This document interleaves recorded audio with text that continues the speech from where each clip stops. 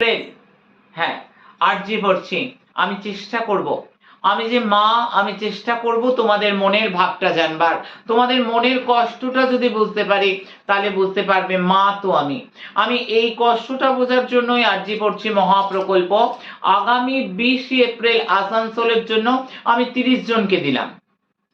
আমি 30টা আরজি পড়ছি দিলাম, কারণ আমি জানি ওটা হল অনেক বড়, প্রায় 550-600 লোকের ওপর হল, আর প্রচুর মানুষ আসবে।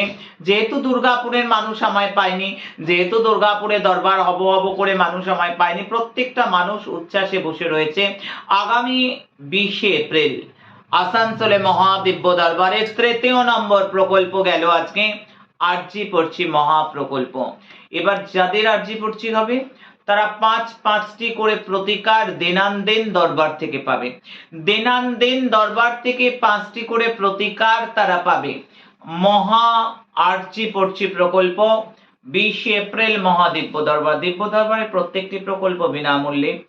যারা দিব্য দরবার আয়োজনে সহায়তা করবে, দিব্য দরবার অর্গানাইজ করতে যারা একেবারেই সক্রিয় সহযোগিতা দান করবে, দরবার থেকে, দিব্য দরবার থেকে প্রকল্পের দাবিদার শুধু তারাই।